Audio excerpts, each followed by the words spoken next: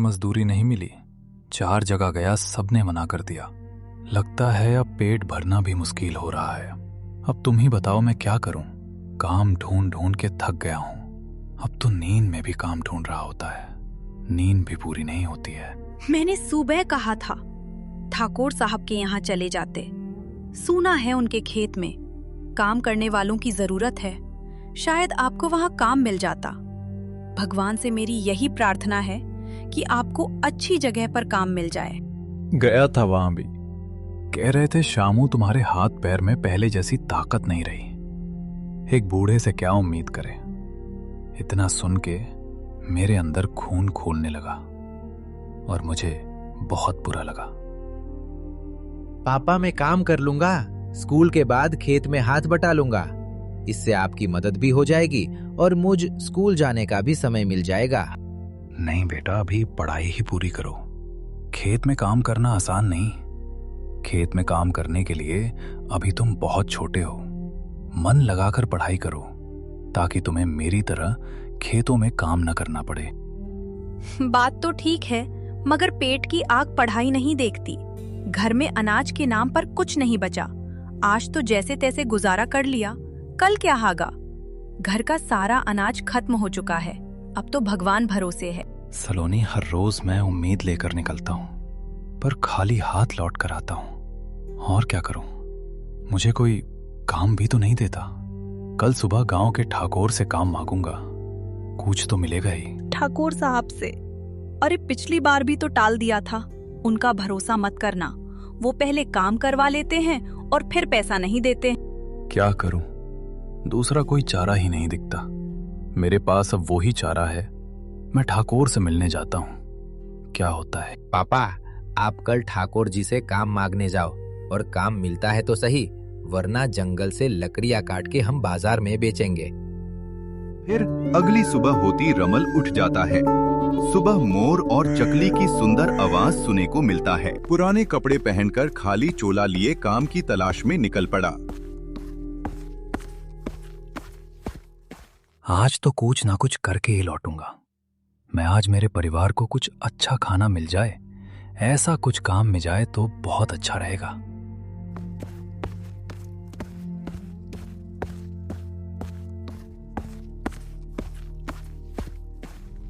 ठाकुर साहब, कुछ काम हो तो बता दीजिए।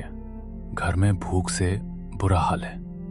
मेरे परिवार में बहुत तकलीफें हैं। मुझे कुछ भी काम पे रख लो।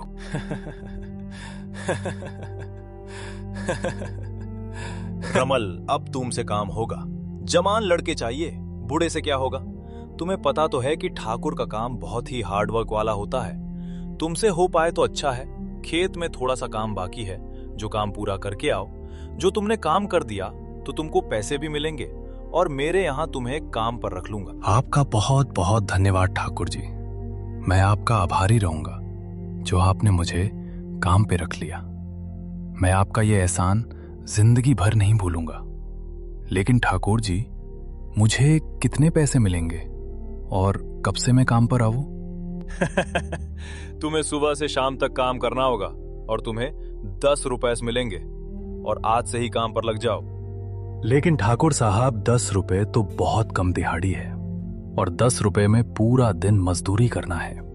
ठीक है, चलो मैं आपके खेत में काम करने के लिए जाता हूँ। इतना कह के शामू वहां से ठाकुर के खेत में काम करने के लिए चला जाता है। खेत में पूरा दिन काम करके शाम को अपने घर जाता है।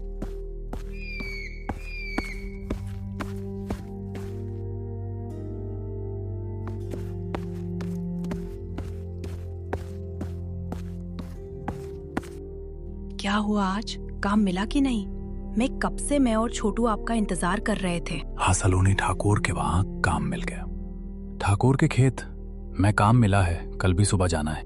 अगली सुबह शामू ठाकुर के खेत में काम करने के लिए चला जाता है।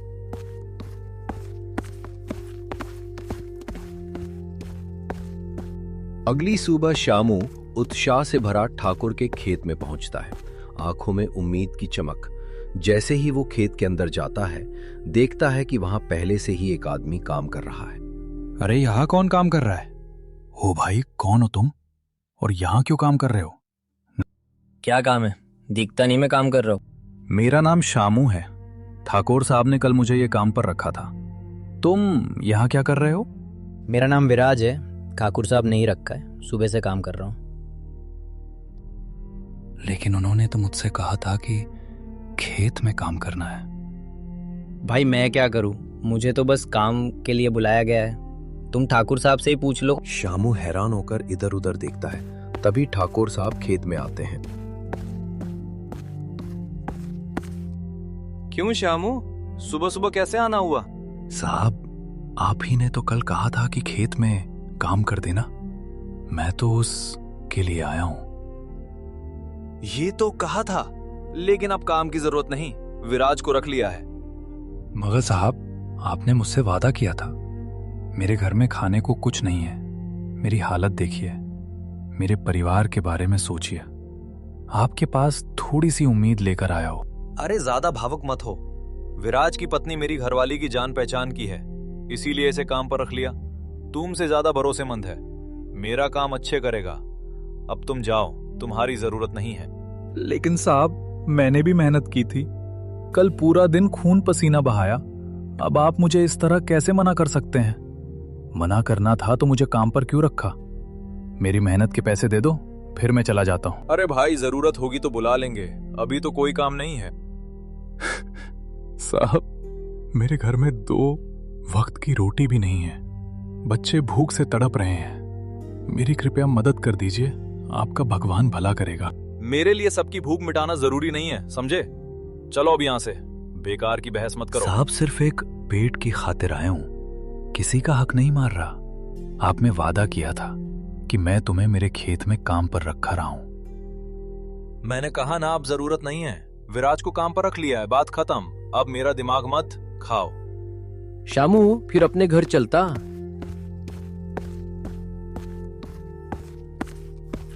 इतना बोलकर कांजी वहां से चला जाता है और रास्ते में वो अकेले बोलता है।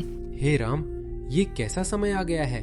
प्रभु, मेरे घर में राशन का एक दाना तक नहीं है।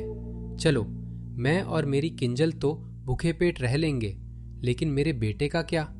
मैंने तो केवल खेत में मेहनत करना सीखा है, लेकिन उसमें भी बारिश सही समय पर ना होने की वजह से खेत में फसल नहीं हुई।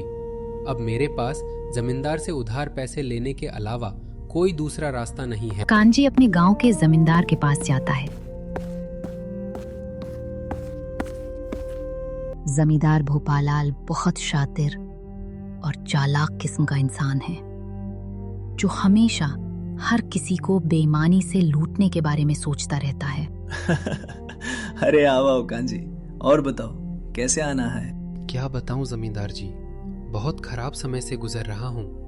देखिए ना, अब बारिश समय से ना होने पर खेत की सारी फसलें बर्बाद हो चुकी है। घर में अनाज का एक दाना भी नहीं है, इसलिए आपसे कुछ पैसे उधार लेने आया हूँ। अरे हाँ भैया, बोलो कितने रुपये चाहिए आपको? ऐसे समय में हम नहीं मदद करेंगे तो और कौन करेगा? बोलो बोलो, कितने दे दूं? आपका बहुत बहुत धन्यवाद जमींदार जी, लेकिन मैं ज्यादा पैसा उधार नहीं लेना चाहता, इसलिए आप ऐसा करें कि 2000 दे दीजिए। अरे भाई, तू केवी गांडा जेवी बात करे से? थोड़ू विचार, अने 2000 तो ओछा से, 10,000 तो ले लो। क्या पता आगे चल के कब बरसात होगी और कब समय बदले। जमींदार मन में सोचने लगता है। अरे आ मूर्ख, थोड़ा વધારે પૈસા લાઈ લે તો મને થોડું વધારે વ્યાજ મળે, પણ આ તો 2000 ની વાત કરે છે। કંઈક કરવું પડશે તો 10,000 લઈ લે। आखिर अब मैं क्या करूं? वैसे ये तो ठीक ही कह रहे हैं, पता नहीं कब भगवान की हम जैसों पर दया होगी। एक काम करता हूँ, 10,000 ले लेता हूँ। अच्छा ठीक है, तो जमींदार भाई 10,000 पे कितना तक ब्याज लगेगा? देखो कांजी भैया, 10,000 के 10% प्रति महीना, लेकिन आप तो अपने ही आदमी हैं, आपसे मैं क्या धंधा करें? चलो आप 5% दे देना। हे भगवान, 5% तक प्रति महीना तो हमारे लिए बहुत ही ज्यादा ब्याज है। ले तो लेंगे, लेकिन चुकाएंगे कैसे? अगर नहीं लूंगा तो मेरा बेटा महेश भूखा ही रहेगा। चलो ले लेता हूँ, अगर भगवान की यही मर्जी है यही सही।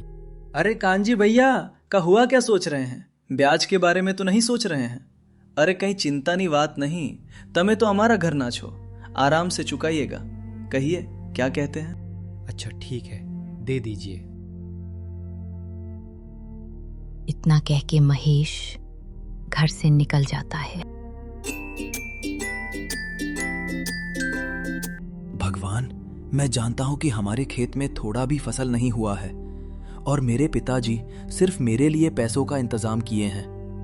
भगवान जी, कृपया कुछ ऐसा कीजिए कि मैं अपने माता पिता की चिंता दूर कर सकूं। महेश भगवान से प्रार्थना करते हुए अपने दोस्त सुदामा के घर पहुंचा। दरवाजे पर उसका दोस्त उसका इंतजार कर रहा था। अरे महेश, तू आ गया? आजा, अंदर आजा। चल, मेरे पिताजी तुझसे मिलने के लिए कब से इंतजार कर रहे हैं। सुदामा, पर तेरे पिताजी मुझसे क्यों मिलना चाहते हैं? वो तू पिताजी से ही पूछ लेना, मुझे कुछ नहीं पता है। तू सारी बात मेरे पिताजी से कर लेना अभी। तो चल घर में, पिताजी तेरा इंतजार कर रहे हैं। सुदामा का घर काफी बड़ा और सुंदर था। उसके घर में उसके माता और पिताजी रहते थे। सुदामा ने पिताजी से अपने दोस्त महेश के बारे में बताया था कि उसके पिताजी बहुत कड़ी मेहनत करते हैं, खेत में घंटों काम करते हैं, लेकिन पैसे की वजह से परिवार में बहुत टेंशन है। आओ बेटे महेश, कैसे हो? नमस्ते अंकल जी। नमस्ते आंटी जी। मैं ठीक हूँ, आप सभी कैसे हैं? खुश रहो बेटा, हम सब भी बहुत अच्छे हैं। मनु और महेश मिनटों तक ऐसे ही उसके और उसके माता पिताजी के बारे में बातें करते हैं। और फिर, बेटा महेश, तुम तो बहुत स्मार्ट लड़के निकले। बेटा, कल से तुम दोपहर में स्कूल से आके खाना खा के यहाँ चले आना। मैं तुम्हें कुछ नया सीखना चाहता हूँ। कल तुम जब आओगे तो मैं पूरी प्रक्रिया बताऊंगा, ठीक है? जी अंकल, मैं आ तो जाऊंगा, लेकिन घर पर भी थोड़े बहुत काम होते हैं। मेरे पिताजी खेत में काम करने के लिए जाते हैं, इसीलिए थोड़ा बहुत काम मेरा भी होता है। इसीलिए मैं काम खत्म करके आ जाऊंगा। देखो बेटे महेश, पहले तो तुम ये टेंशन वेंशन छोड़ो। हाँ, एक काम करना, कल मैं खुद ही तुम्हारे घर आऊंगा, तुम्हारे पिताजी से भी मिल लूंगा और तुमसे भी, ठीक है? जी अंकल, ठीक है। अच्छा, तो मैं अब चलता हूँ। मैं आपका कल इंतजार करूंगा, ठीक है? ठीक है बेटा, ध्यान से संभल कर जाना। बेटा महेश, ये लेते जाओ, घर पे खा लेना। नहीं आंटी, इसे मैं नहीं ले सकता। मैं ये थैली नहीं ले जा सकता। अरे बेटा ले लो, देखो तुम्हारी कंचन आंटी ने कितने प्यार से दिया है।